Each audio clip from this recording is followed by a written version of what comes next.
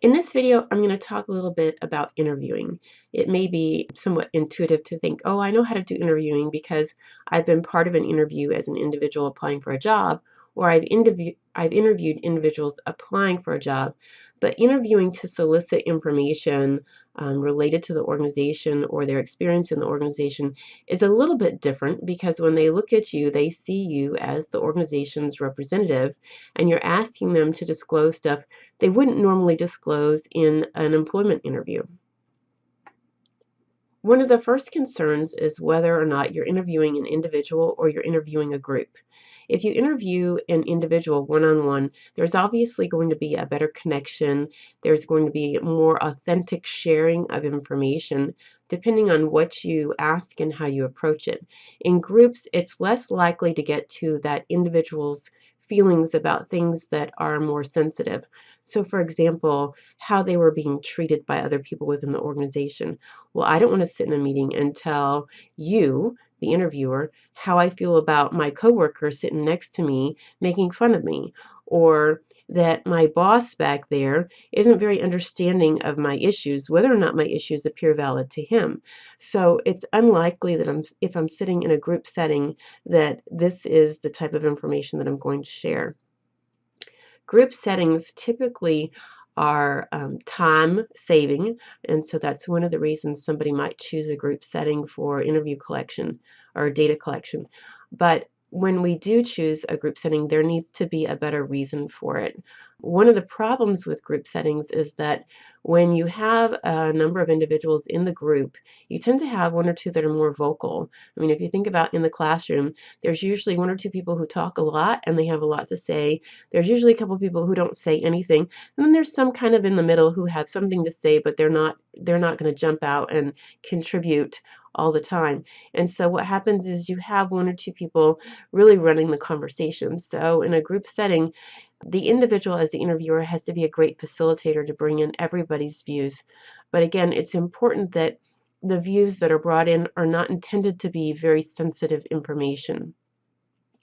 Going on to consent, in academia, when we conduct research projects, we have to get consent of the individual. And if the individual chooses not to participate after reviewing this, or if they choose later not to participate, their data has to be removed from the study. In an organization, this doesn't always happen. A lot of times what happens is we're collecting information because we want to understand a problem, so participate. So it's important to understand that when you are collecting information in an organization, what is that information going to be used for? How is it going to be used? And how are you connecting or not connecting people to that data? Hopefully not connecting people to that data. So that brings up the point of sensitivity and confidentiality. So in qualitative data collection, it's not like when you're completing a survey in quantitative analysis, you're likely to be anonymous. Your information is never even connected to what you say. However, in qualitative data, there's always that chance that somebody is going to be able to connect you to the things that you said. If the number of people that are participating are really small and people know who are participating, something that they say often or frequently, it's likely that that person may end up being recognized in the data. So it's important for you to be sensitive to that and make sure to maintain the confidentiality of the person participating in the study, the confidentiality of the information that they're providing. It may be that you report on aggregate what happened or what is the outcome of the research, but you're not saying that Mary Jane over here said this. Another thing is location, time, and comfort level. So it's important that when you set up an interview, unlike an interview with somebody applying for a job, you need to make sure that you're sensitive to the confidentiality issue. So you don't want to pick a office where people can walk by and hear what's being said. You need to make sure that the location being chosen is a place where the individual coming to participate feels comfortable and they don't feel like, oh, I'm going to HR, everybody's going to see me walking to HR and they're going to gossip about what I'm doing over there. No, so it's important to make sure that you're very aware of the location, the time, and the comfort level of the individual who's participating in the interview, and make sure to be sensitive of what might be occurring outside your door and how others may be perceiving their participation in your investigation. Now, the interview itself is a lot like an interview for a job. When somebody comes in, you want to do the icebreaker because you want to make them comfortable. The easiest way to solicit information is to make sure people feel comfortable with you.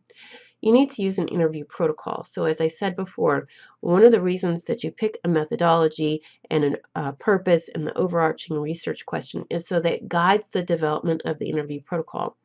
The interview protocol is usually called a semi-structured interview protocol, and that's because you're developing questions that are open-ended that they can provide a unique response to. But you want to make sure that you can compare their unique response to other people's unique responses to see where the similarities are. That's how you develop themes and subthemes. Close the interview. So you want to close the interview and you want to make sure that you ask, can I follow up with you if I have any questions? So when you go back and you listen to or you read their audio, the audio of the interview, if it was audio recorded and you had their permission, or if you took notes about the interview, if you have questions, then you want to be able to go back and say, hey, can I ask you clarifying questions at a later point if I come up with a question? So that's how you usually close the interview. So the point behind this video is to make sure that you understand first that there's a process that you need to go through when interviewing employees or applicants about their experience within the organization. But more that you need to be very sensitive to their unique circumstances and how they fit into the organization and how that might be perceived by them with you asking them questions or by other people as they walk to your office or to the location that you've selected. So being mindful of that individual's position within the organization and the need for confidentiality of the information that you collect.